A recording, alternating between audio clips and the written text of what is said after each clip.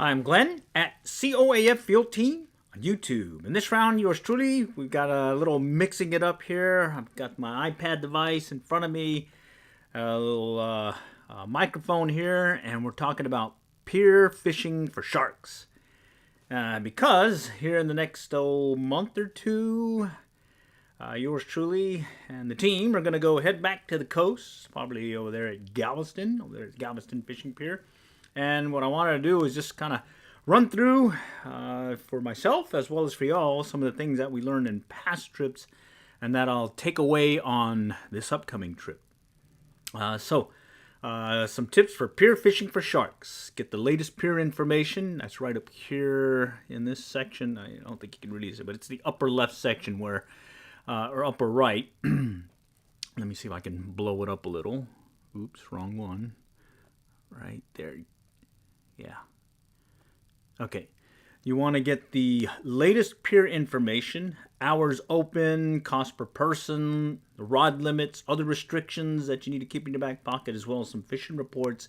And do keep in mind high and low tide because you want to fish those tides, and the weather forecast so you know what to bring, weather or inclement weather-wise. So I usually bring some rain gear and a lot of stuff to stay hydrated, as well as to stay in the shade. In the case of the hours that are open right now, I believe Galveston Fishing Pier as well as 61st Street Fishing Pier, they're open 24/7. Costs may change each year, but I think they're still like $20 or $25 or something.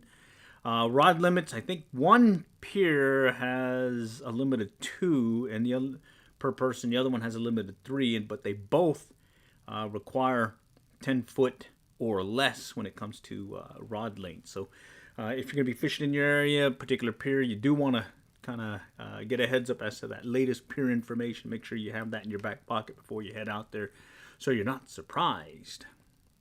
And then when it comes to fishing for sharks in particular, here's some things that we can talk about. Prepare for your gear. I like using these 50-pound rod combos as well as a 12-pound rod combo. The 50-pound is for catching those.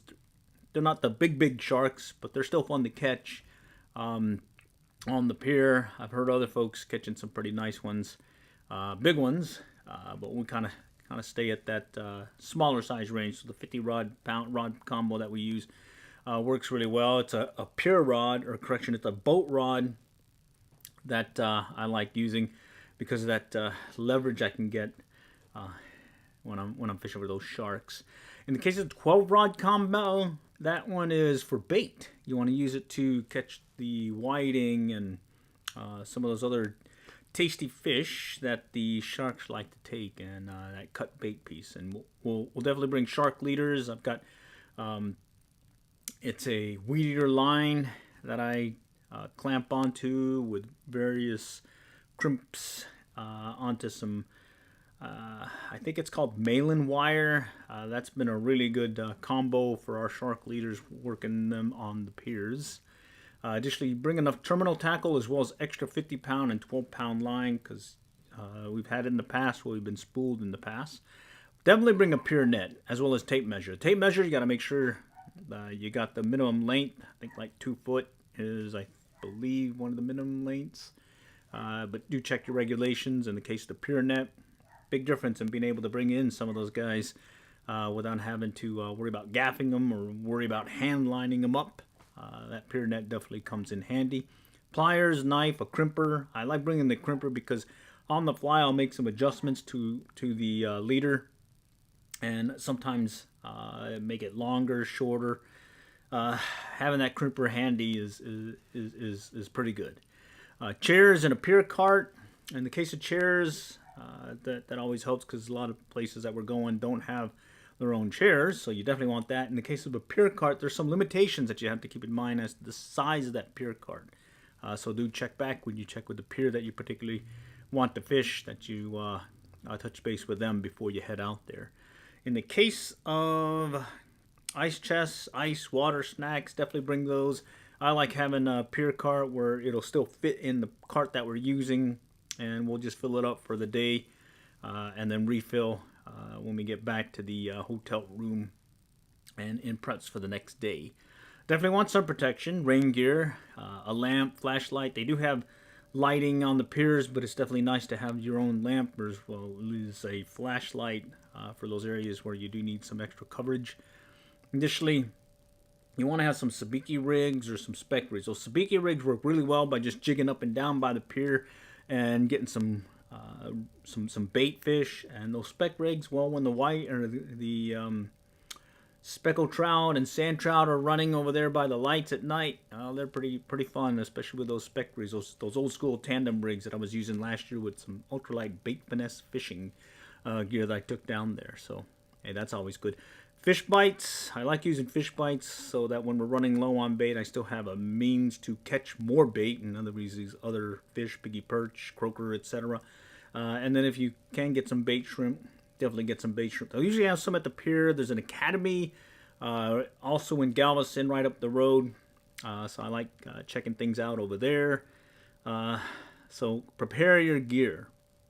In the case of the pier setup, this is the, let's see if I can get this one blown up a little bit more so you can see it. Okay, let's try that. So in the case of the pier setup, you want to arrive before the crowds, and you want to look for those open areas that are on the pier. You'll start seeing some folks kind of crowd in some different areas, but definitely get there before the crowds and kind of cordon off your spot by putting your gear in a particular location.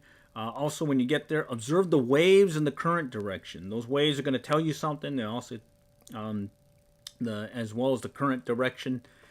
Depends on, well, how big they are. You may have to adjust your weight, and then with the current direction, you may have to adjust where you cast as well. If you got this current that's coming parallel to the pier versus perpendicular, you may have to make some adjustments there. So keep that in your back pocket.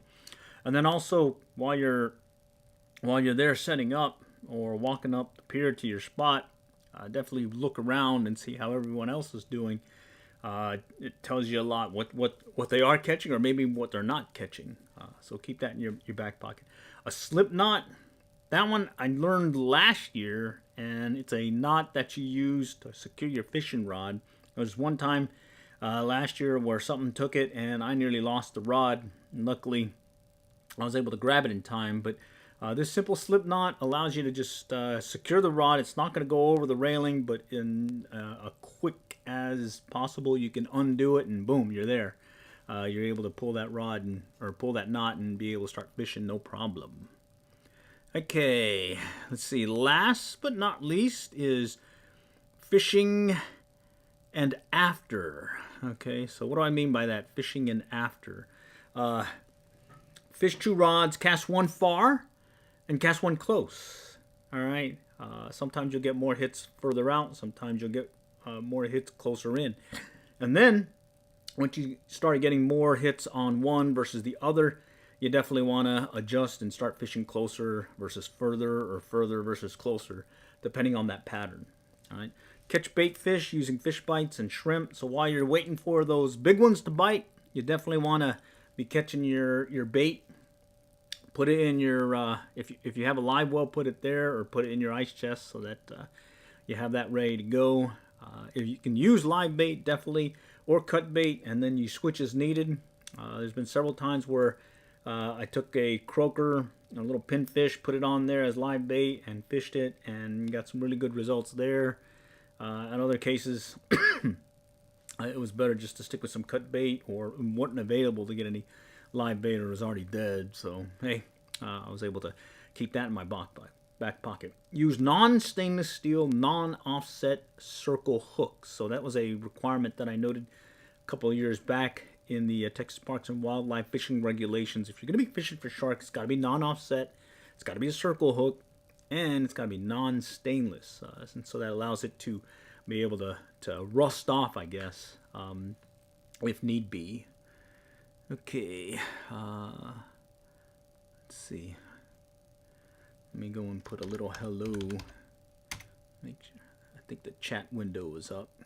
Okay, So anyways, those that are just joining, just mainly running through a few pier fishing tips in preparation for one of our upcoming trips here in the next month or two, hopefully hitting Galveston. And what we went through so far is several things, getting the latest pier info, prepare your gear, the pier setup, and then fishing and after. The last fishing and after piece that I had, let me see if I can get to that one. I was talking just about the non-stainless steel hooks. Make sure you have that. The other piece is make sure you can land that shark with a pier net and measure it accurately, because that length makes a big difference. And if you're not certain if your catch is legal, definitely let it go. And then if it is legal and you want to keep it, you definitely want to slice the tail and bleed it out. Don't remove the tail, but slice it so you can bleed it out, because that'll make the meat taste much better than if you don't do that. I think it gets like an ammonia taste or taint to the meat itself. So that's what I got going on for this Let's Talk Fishing live stream. It's Pier Fishing for Sharks, and what I'd invite you guys to do is here, when we do make our trip down there, hopefully I'll be able to do some live streaming while we're down there so you can get some good action shots as it's happening, as well as give you some updates while we're down there.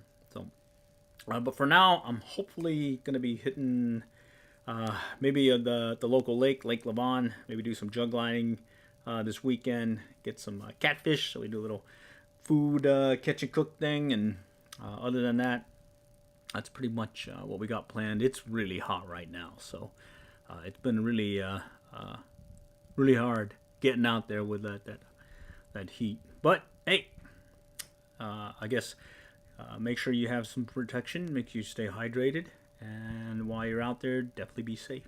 All right, next time we'll catch y'all there, and good luck and good fishing.